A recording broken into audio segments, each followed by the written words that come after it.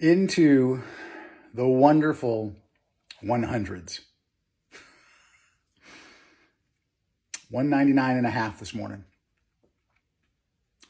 I will never, for the rest of my life, ever be over 200 pounds for more than a day or two where I wouldn't stop, drop, and roll, cut my meals in half, and drop back below 200 pounds. Once I get down below 190, never going over that again. Once I get under 180, based on muscle mass, those types of things, I might fluctuate above 180.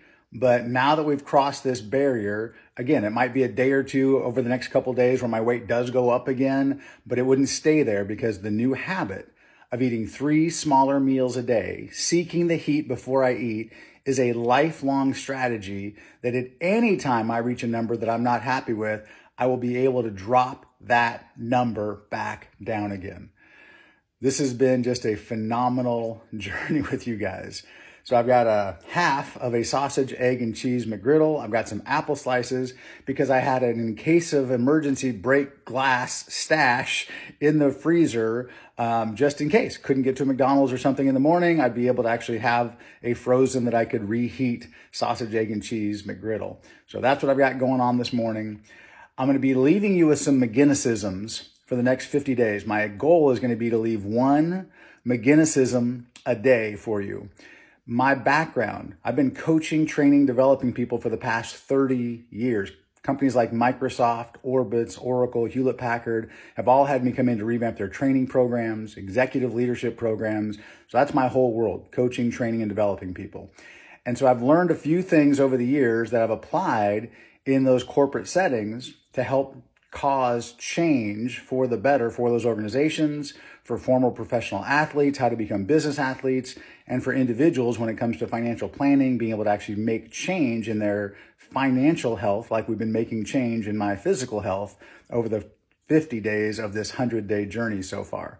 So the first McGinnisism that isn't really a McGinnisism, again, these are things that I've learned, that I've applied, and if they were good for me, if they were good for others I coached them to, then they became part of my core training. This one actually comes from Ted Lasso, which actually comes from Walt Whitman. If you haven't seen the Ted Lasso scene where they're playing darts, just look up dartboard Ted Lasso scene on YouTube and watch that today.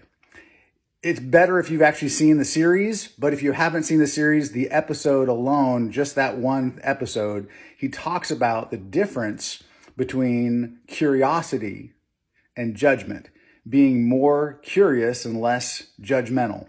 If you've noticed that every time someone came up with a negative comment, if they were just stating a question strongly in a negative tone, you notice I got very curious with them in most cases.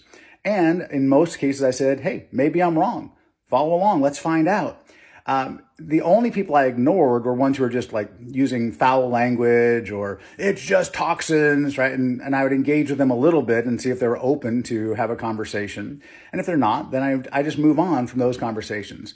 I don't judge them for having those thoughts. I get curious about how we can actually open up a dialogue with that person.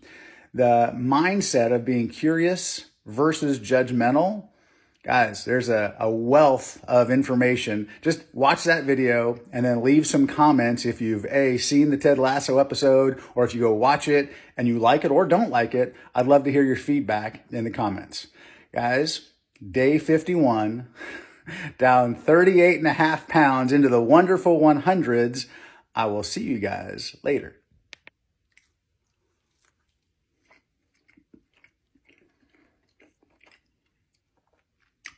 The sweet, they actually put little crystals inside the little pancakes. So they have syrup crystals inside the pancakes. If you haven't had a McGriddle, oh my gosh, what are you waiting on?